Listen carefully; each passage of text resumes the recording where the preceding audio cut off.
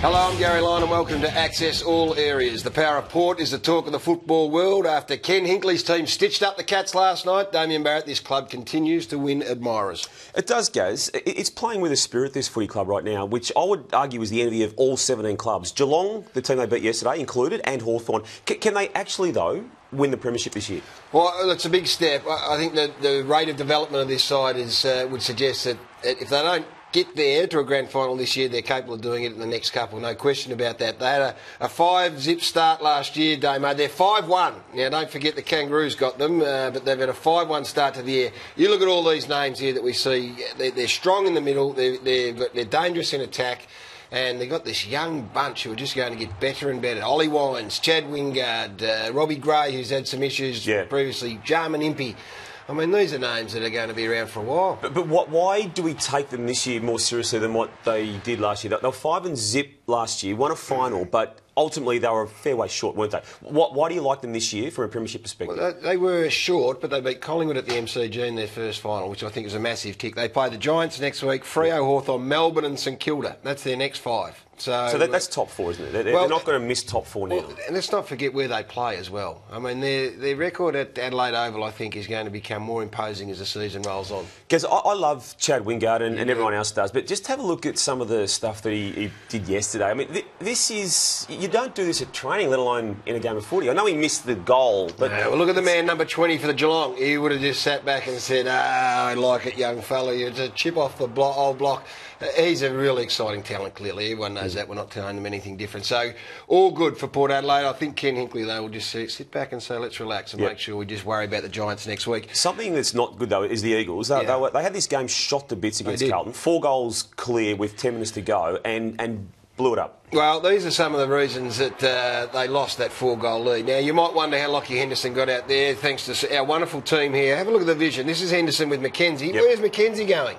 2 Eagles players go to pick up the player on the right there, leave Lockie Henderson in the middle of the ground. Is that just a lapse? That's a brain fade. Yeah. A brain it's fade. Not a tactic? No, not a tactic. Well, you could leave him alone, wouldn't work. Dean Cox here elects not to go up in the ruck. Why?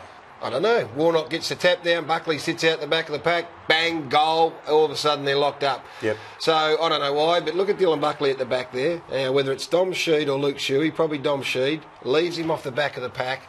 So he kicks the winning goal. The fact all this is happening in the last quarter, obviously, is it fatigue that's making these poor decisions? It could be, but this is why this boy here, Matthew Prittis, is not absolute A-grade elite. Because when the game's on the line, you're in space, you've got to hit that.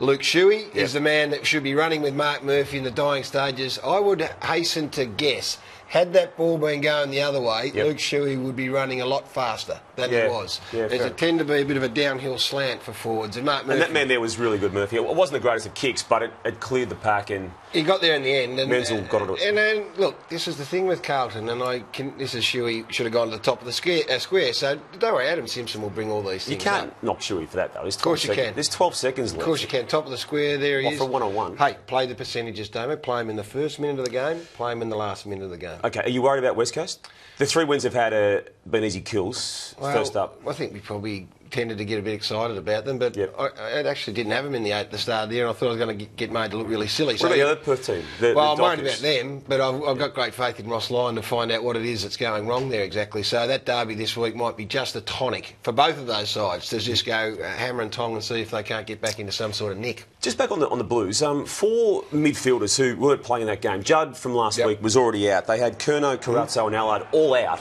which meant that Dylan Buckley and Troy Menzel played. Gaz, they've now got to play the remainder of this season, don't they? 100%. I mean, Dylan Buckley's a beauty.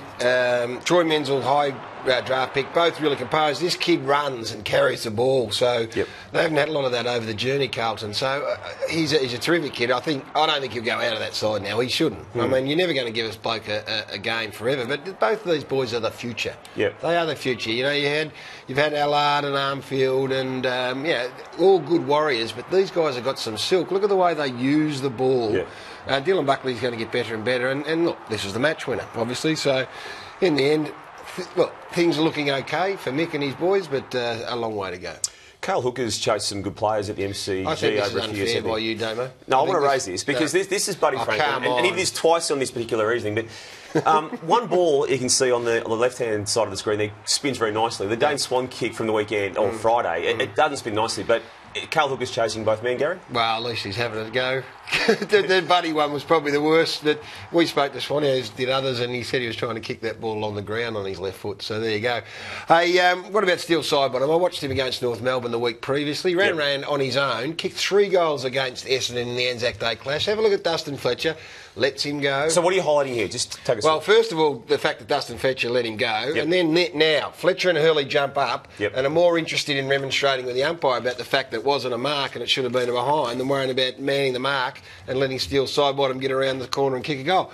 I don't know what's wrong with Steele Sidebottom, but no one wants to go near him. Look at this. There he is again. This is exclusive behind the goal vision.